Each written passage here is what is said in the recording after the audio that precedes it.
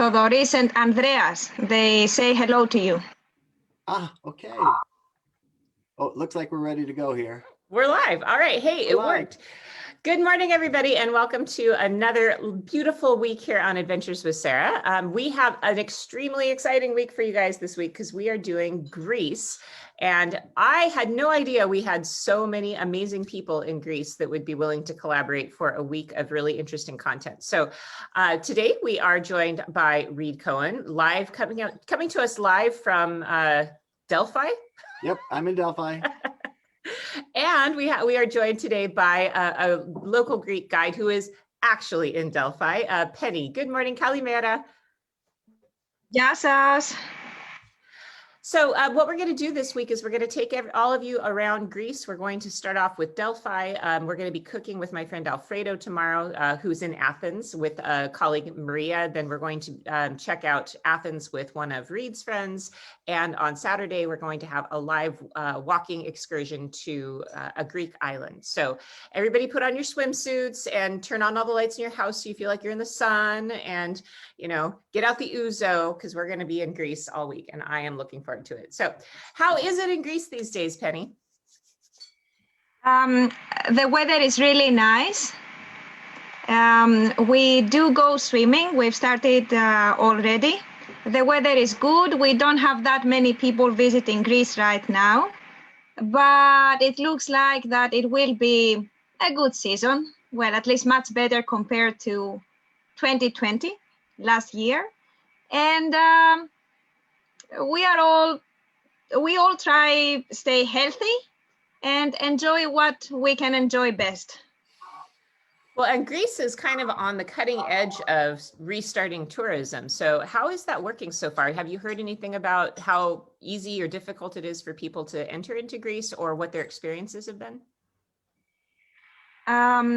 They are discussing it right now because they changed the protocols. And many countries, they see what the pandemic looks like in each country, but I think that little by little things are getting easier. That's great. So our tourists are already welcome to come to Greece, like right now, like if you wanted to go today. We already have tourists here. Not that many people visiting Greece right now, but there are people. Museums are open, will open soon, and the sites are open. Wow. And I bet you would have them all to yourself. That would be pretty exciting. So Greece, Reed, you and Penny have worked together. So can you tell us a little bit about the work that you guys have done together in the past? Yeah, well, Penny and I have been working, I'd say at least 15 years, 2005, 2006, started taking groups there. And Penny's our ace guide in Delphi, does a fantastic job of making that site come to life. Now that's what you see in the background. Here's the Temple of Apollo looking down into the valley below.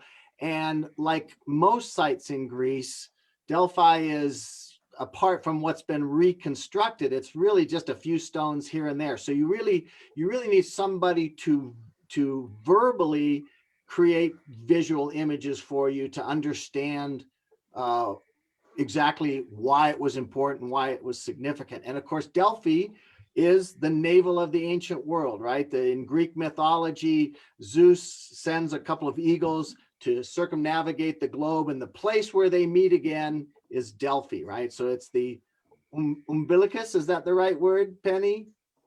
Omphalos. Omphalos, right? The omphalos of the world, which is the Greek for umbilical, right? For navel. So that it's the navel of the world, and there's no doubt when you arrive in Delphi that you feel that there is some sort of energy there. There's, define it any way you want, spiritual, mystical, whatever. There is something there. So right away, it's a great place to be, but you need someone like Penny to unlock the history and the past and understanding why it was so important.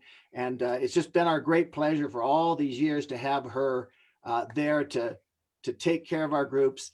And to also to share that electric smile. Could we see that right now, Penny? Come, yeah.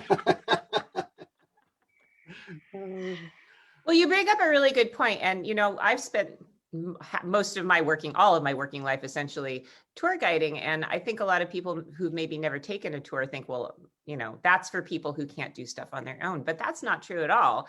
A tour is so important, especially when you're going to sites that don't have a lot of historical context to them. You know they're famous, but you go and you don't see something that's constructed, and it's maybe harder to interpret. So having an excellent storyteller, I think I wouldn't even call us tour guides. I'd say we're storytellers more than anything. Don't you think, Penny? Are you a storyteller or a tour guide?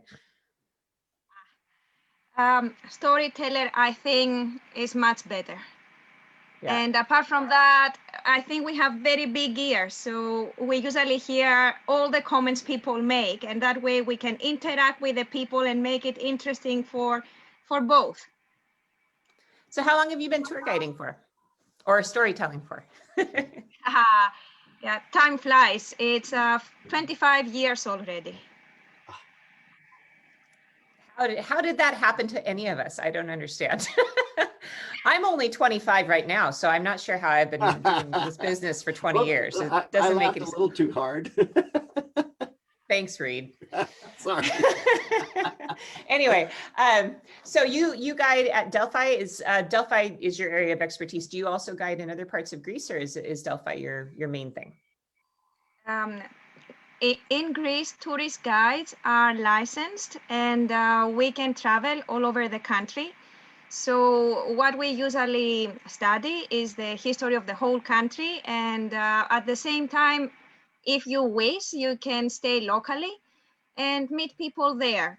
So we have lots of different alternatives, but that's what makes it interesting, because you can always make connections and discuss stories that do not really have to do with the place where you are, but make the connections, and people can understand the country better. Yeah, sure.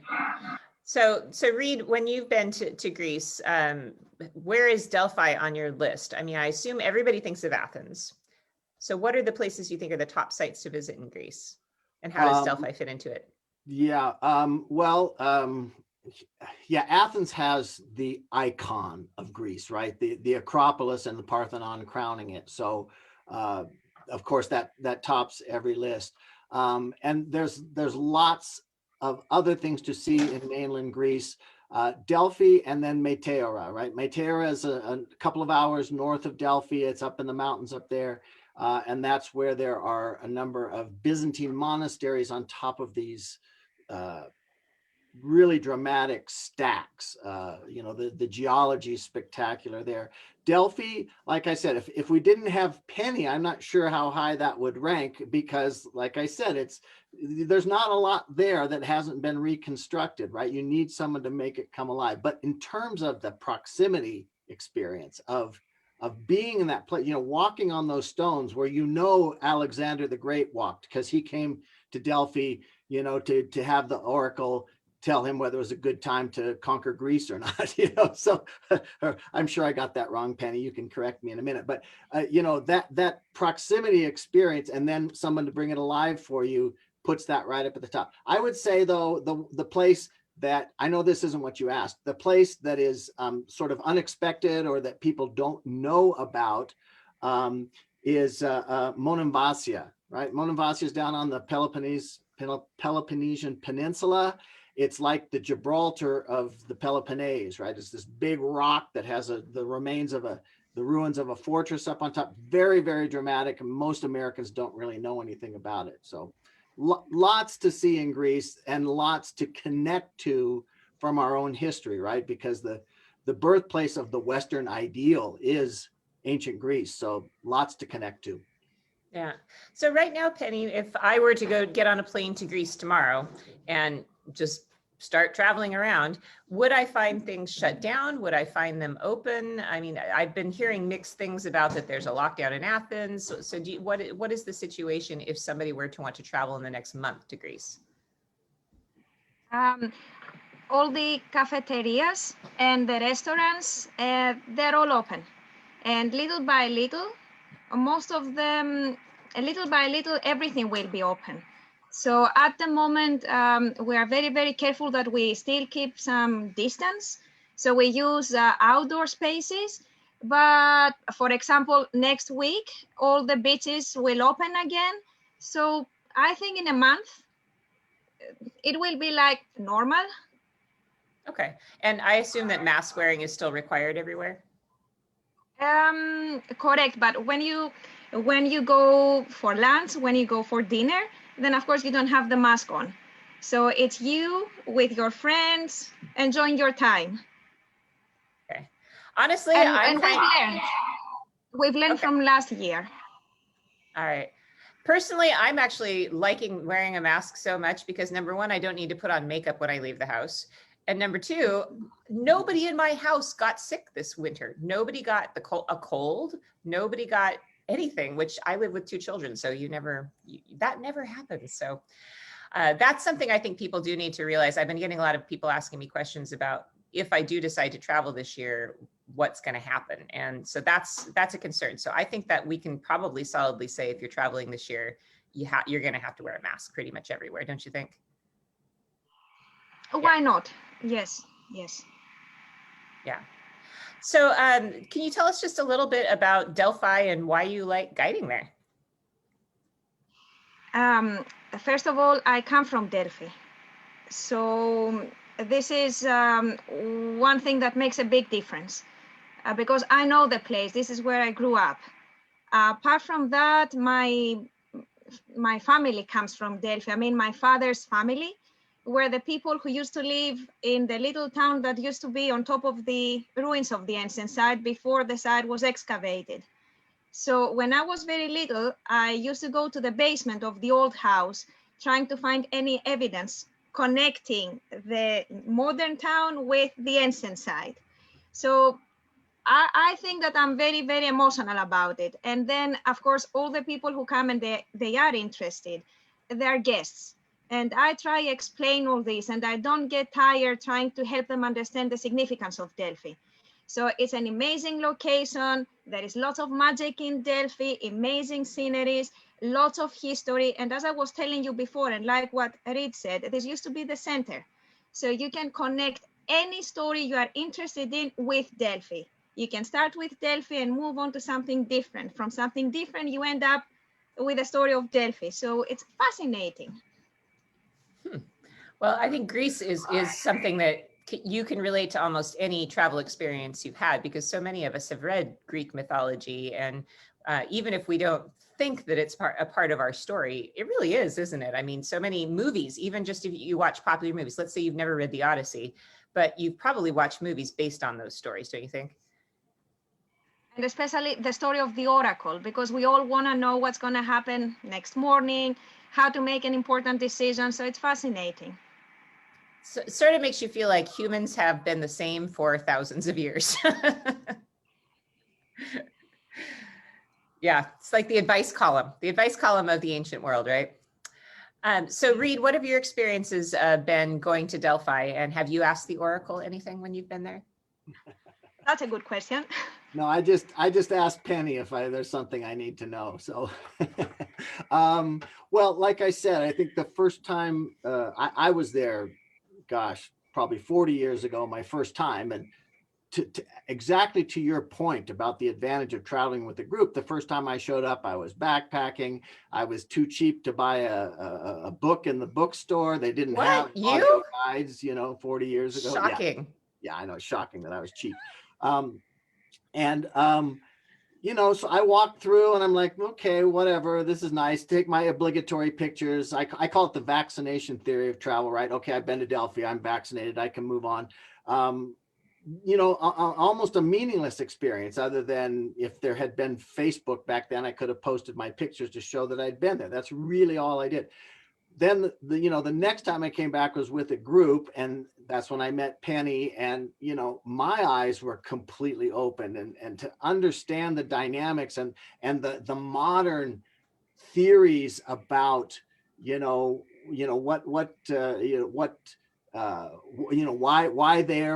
they chose that spot, what the priestesses that interpreted the wishes of the gods.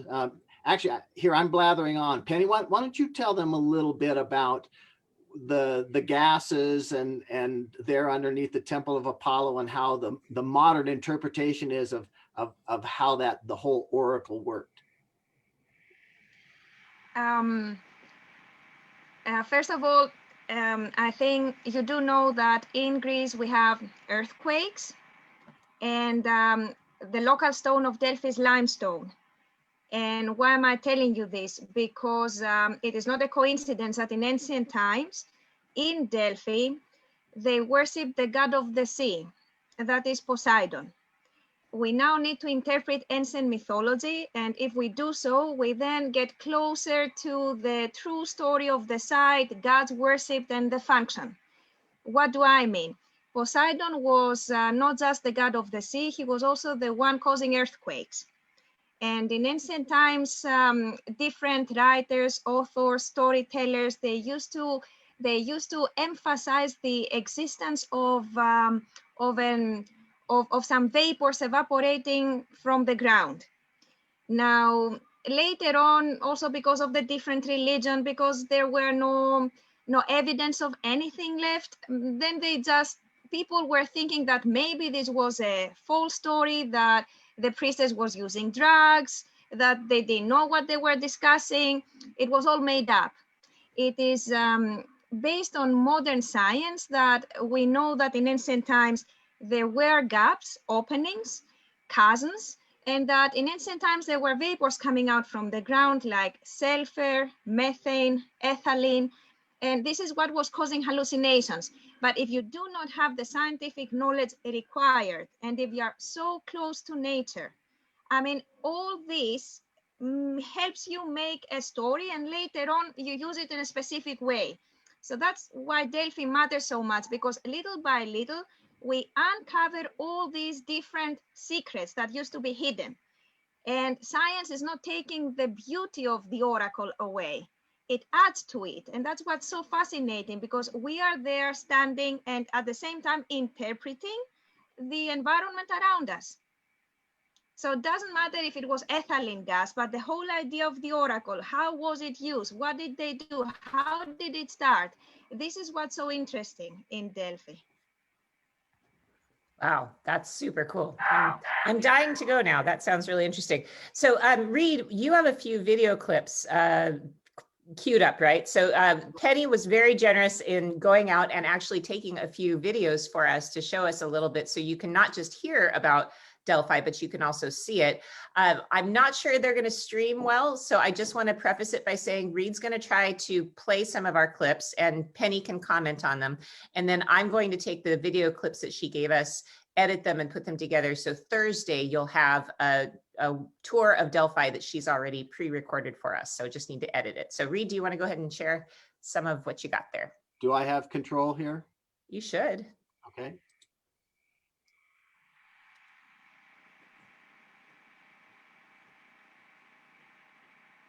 There she is. When you refer to Delphi, most of the times this is what you see. That's right behind me, the landmark of Delphi. This is a different location. This is not the Oracle of Delphi. This is the ancient site that was dedicated to the goddess Athena. Take a look. This is the site of Athena Pronea. When you see the PRO prefix, pro, that means before. And like in modern times, there used to be two ways to get to Delphi. One was coming down from the mountains and the other one was coming up from the sea. So the location where we are now, that is the site of Athena Pronea, used to be the entrance to the Oracle of Delphi. In front of us, we've got one of the most popular buildings, partly reconstructed, and this is the Tholos. This used to be a round building. Only a few buildings exist in Greece in very specific locations, and that's one of them here. Some archaeologists claim this is one of the older sites, and this was dedicated to Mother Earth, Gaia. That's where the very first oracle started, and they then moved a bit farther up. That is the ancient site dedicated to the god Apollo, the Oracle of Delphi. So we are standing by the entrance, and we are looking at the Tholos building. We still don't know how they were using it, but that's one of the most popular images that concerns Delphi. Sounds like a windy day there in Delphi. So pretty. One of the reasons, just to let everybody know, that we decided to do video clips here is that it's a remote site, so there's no cell phone signal. So beautiful, beautiful shots though, Petty, and what an incredibly gorgeous site. Do you want to show another one for us, Reed? All right, did that go okay? Oh, it's already going. Yeah. Good. Yeah, no, that was fine. Hang on, is that showing for you guys? Yeah. Okay. Follow me, please. We've got lots of different stories concerning the buildings that were dedicated to the god Apollo, concerning the statues as well, and what it used to look like. Imagine it operating from the 8th century BC to the 4th century AD. So we are very lucky that we still have some findings here, some fragments that give us a good idea what it used to look like. There you can see a very, very basic idea concerning the Oracle of Delphi. This is the Temple of Apollo. Inside the temple, this is where Pythia was, giving the prophecies. And this is the ancient theater. But we are in front of the ancient market. That's where we are. We are standing in front of the market.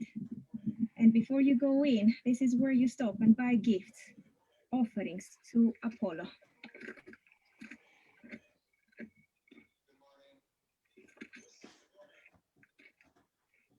What an amazing day.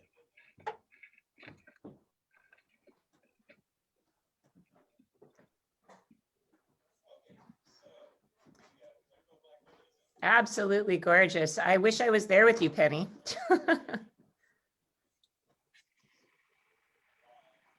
Should I do another one? Sure, if you've got one more, let's do one more. Okay. Well, I thought I could do that. Penny, you're really good at narrating on camera. You should have your own show. Here she goes.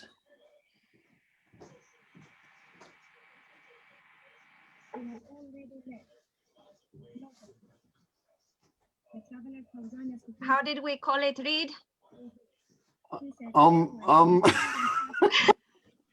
You're putting me on the spot, Penny. Omphalos. Omphalos.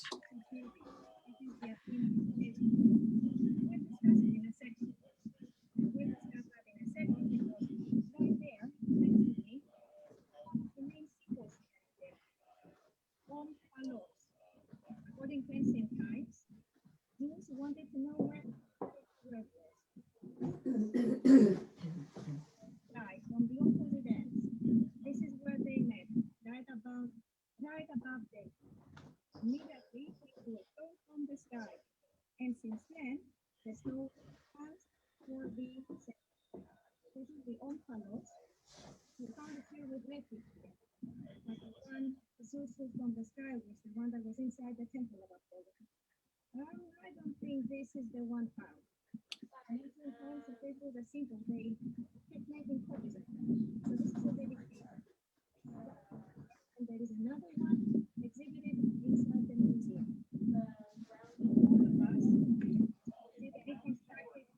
What we are looking at is the navel. That's one that was found at the site. And we know what it looked like because people have already described it. We've seen it on pottery, so we know this is how they imagine the symbol for the center. And the building standing in front of us has been reconstructed, and this used to be a temple-like building.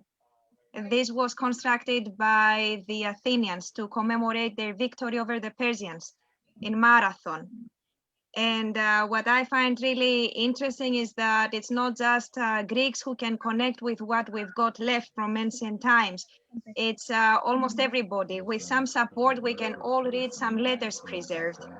And that's an amazing, amazing part of the story of Delphi, that all the inscriptions are preserved. And if we try, we can read them and we can make some simple connections. So in the end, it's not what I'm telling you, it's what you see and what you read. So it's fascinating, really. Didn't pay him, called him racial slurs, whipped him, and the stories of the buildings. And here we've got the name of the famous Battle of Marathon. There is an M, there is an A, there is the Greek letter R, Rho, there is another A, and there is the theta. Omega is not preserved in the end. Marathon. The building was dedicated to the god Apollo to commemorate the victory over the Persians in Marathon, 490 BC. We can still read it. Amazing. The original frieze of the building now is displayed inside the Museum of Delphi. What you see on top are the copies made.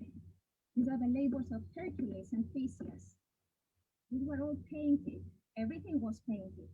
If you like life, of course you paint everything. Life is colorful, and imagine them shining under the sun, in the sun, and having all these amazing colors. The buildings were not dead buildings, they were alive. Right there at the front, you can see the rock of another trophy test called Sibyl. This is Sibyl's rock, Sibylla. Right there is a retaining wall of the Temple of Apollo. This has been standing like that since the 6th century BC. This is an original retaining wall, like a mosaic. There is nothing between the rocks. They all fit amazingly. All the stones fit beautifully.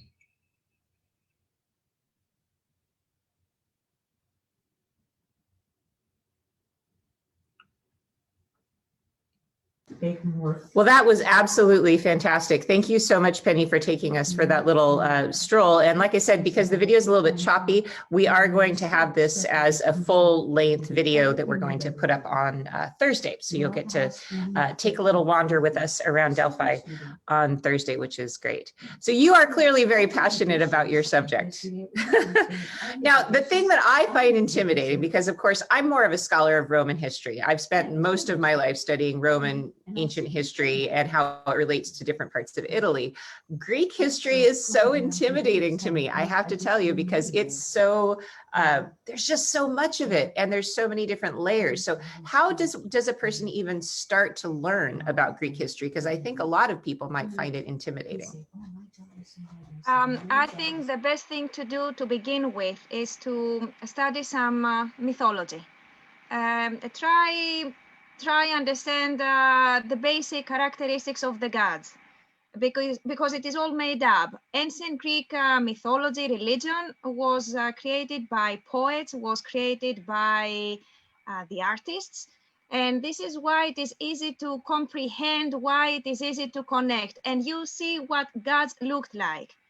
Then little by little, when you start interpreting all these different characteristics of the gods, considering also the historical background of the country, then you understand the role they played. Because don't tell me that these amazing people like Socrates really believe that Zeus cheated Hera for that reason, and this horrible thing happened because of. They were trying to give answers, and they loved our human nature. If you love that human nature of yours, you try understand it and make it better. So mythology in the end, and that you can understand better when you study theater, drama, and these amazing stories. Then you see how mythology was used to make people better. And this is through the arts, through stories, through all these kinds of things. So you don't have to be dogmatic. You don't have to be too serious about things. You just try understand the connections, and little by little understand the historical background in order to put the right pieces together. So in a sense, I mean, that makes a lot of sense. That, oh, I think those are dogs. I think that what that really says to me, when you study the ancient, mythology, is that there's two different methods in my view about mythology. One is to explain natural phenomenon. I spend a lot of time in Sicily, and of course they made up Vulcan, they made up the Cyclops because they needed to explain this, the skulls they found in the island with the big hole, which turns out to be little tiny elephants. But anyway, that's another story.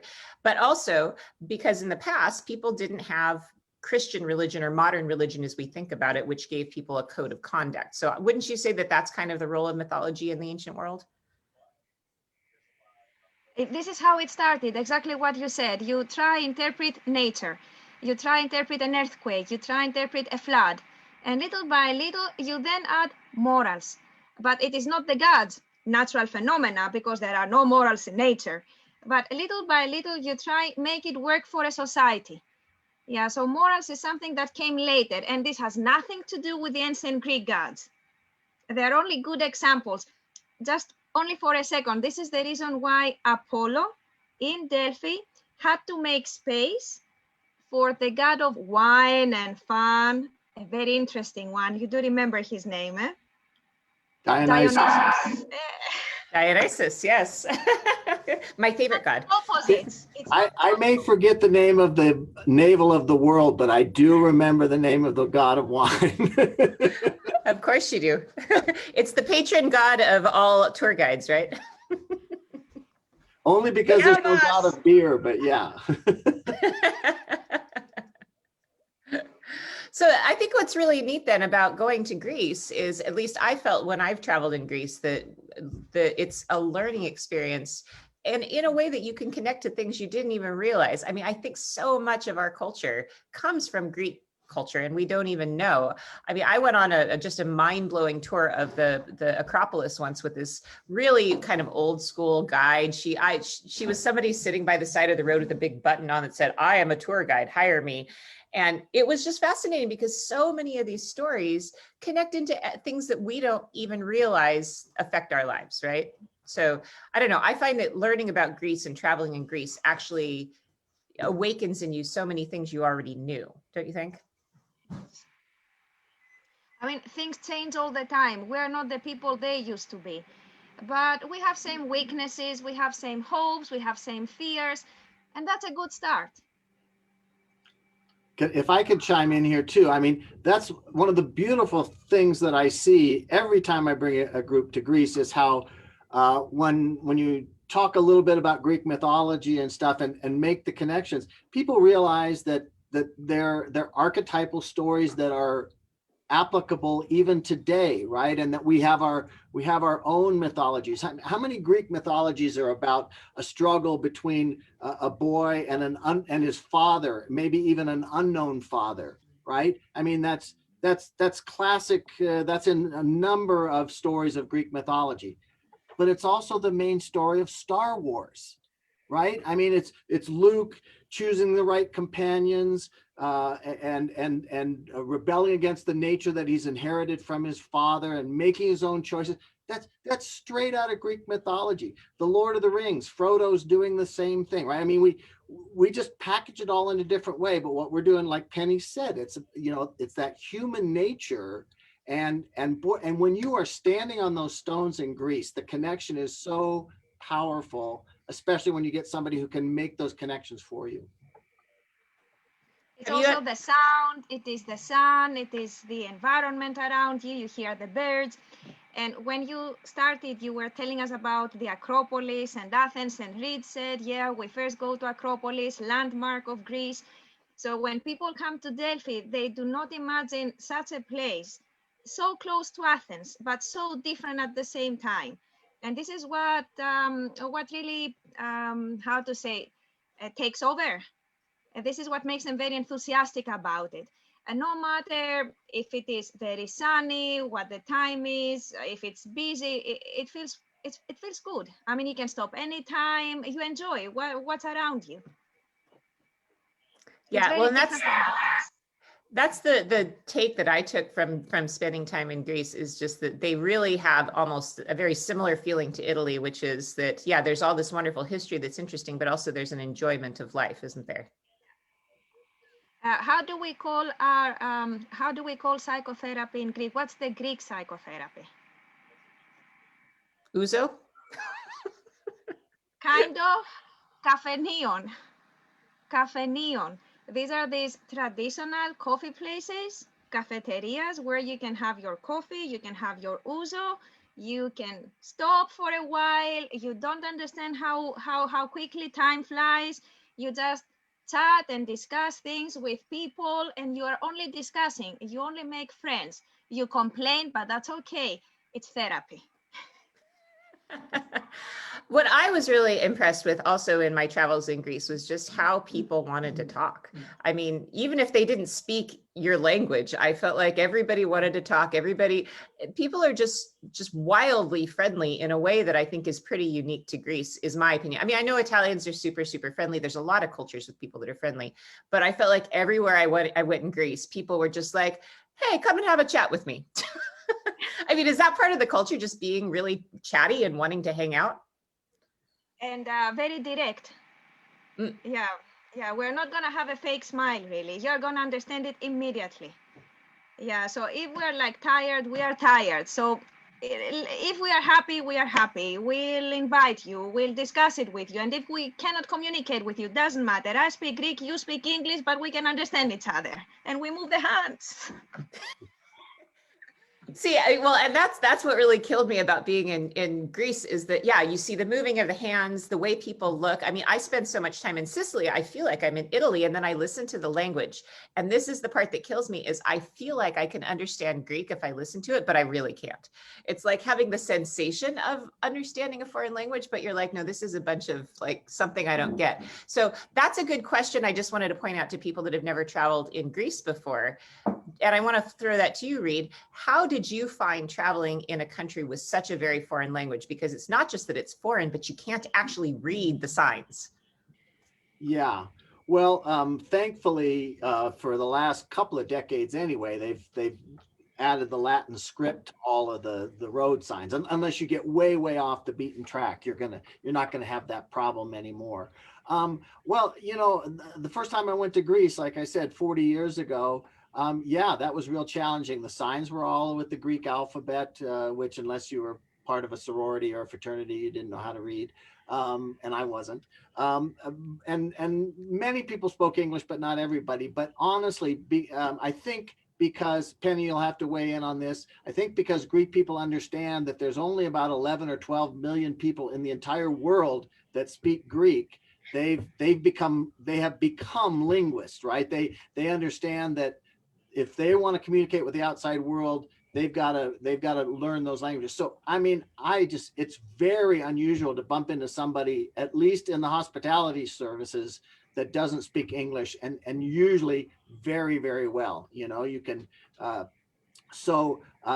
answer to your question is it's actually very easy getting around logistically there. There's always somebody to help. People are willing to help. So, you know, and if they don't speak English, they're going to find someone to help you, right? They're going to grab their cousin or their nephew or somebody, or the shopkeeper they know that speaks English, to help you out. They're not just going to abandon you because they can't communicate with you. So I find it very easy to get around there with English. Have you found, Penny, that that's changed over time, that more and more people speak English, like in the last maybe 20 years, for example? Yes, they study English in school. When do they start? When I think they start from 7 years old or something. And wow. Bear in mind that popular music, movies, they listen to the language a lot. So most of the teenagers now speak very good English. So it is not going to be a problem. But when you go to the countryside, like what Reed said, especially in the hospitality, concerning hospitality, more or less you can communicate in everything that might be of interest to you. So if I speak Italian to people, they'll understand me. No problem. Yeah, and actually that's funny, because that's how my brain works. Even if I'm in Thailand and people don't understand me in English, I start speaking Italian to them, because somehow I think that's going to help. But it might. It's not going to help, but you see, there is no problem. Greek, no problem. How much time does it take? 5 minutes. Be optimistic. Don't worry. Oh, the 5 minuti, the 5-minute rule in Mediterranean Europe makes me crazy as an American that likes to kind of like, I'm a tour guide, everything should read on time. 5 minutes? I love this. This is such a Mediterranean concept. And I don't know if people really understand this, that time is elastic in the Mediterranean. It's like 5 minutes means something different to every different country, right? So how long is 5 minutes in Greece? 5 minutes. No. Sarah, I'm not gonna tell you. You have to come, and I'll take you to the top see the stadium. So when we start going up, and you start asking me, how much more? 5 minutes. How much more? There, we're almost there. Then you see what 5 minutes means. Yeah, see, when somebody says to me, 5 minuti, I'm like, all right, that's at least a half an hour. And if somebody says un'oretta, a small hour, I'm like, okay, that's like half a day. And if somebody says, oh, you know, domani, it's like, that's never happening. Same in Greece, more or less. And one more thing, siga, siga, slowly, slowly, siga, siga, always. Siga, siga, siga. Bravo. We have that in Italy too. It's called piano, piano. Piano, I love piano. it. Piano, piano, slowly, slowly. You're on holidays. Piano, piano, siga, siga. Read. Don't Yeah. tell me to hurry. I was just going to say, you know how hard that is for me. And there I am chatting and chatting and chatting, and Reed goes, come on, Penny. It's holiday free time. You're telling all 5 my minutes. secrets. I honestly have never understood, Reed, why you run tours in the Mediterranean zone. Like those are my people. Like you need to be in Switzerland. Yeah. There are things about working in the Germanic countries that are easier for me. But you see, this is why we need Reed, because I can forget time, and Reed is there to remind me of time. And this is how we get to the middle way. Yeah. Nice recovery there. Nice recovery. But you know, I will say that the time a couple of years ago, I took this tour of the Acropolis with this older woman. I wish I had kept her card. I mean, she was incredible. She was, you know, she took her time. She couldn't walk very well.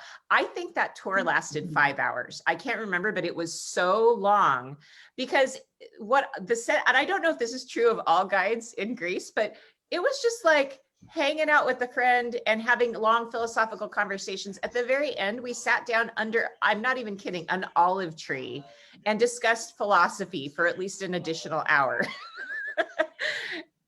I feel like I had the real Greek experience. Is that about right? Yes. What was I telling you? You have to discuss. Yeah. Well, I like that. I mean, I think that's nice that people aren't in a hurry, that they're interested in engaging. And that above all for me, I mean, that's the holy grail of all travel, isn't it? Is to be able to engage with a local and really talk. Do you like doing that? Do you like to kind of just sit down and have a chat with your clients? Always. It's not just what I have to tell people coming to Delphi. It's also what people bring with them to share with me.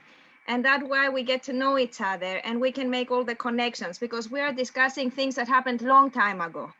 And they had a totally different meaning. So we just try to get inspired from what's around us, from what we know. And one thing that I just want to share it with you, you probably know, and it's the meaning of the word historia, history, historia. It is very interesting. The only place where I found a difference is in UK. The Department of History was called Department of Critical Studies. And that made a big difference. And I'll tell you why I'm telling you this. In Greek, when we say historia, we do not necessarily mean something that really happened. We mean also a story.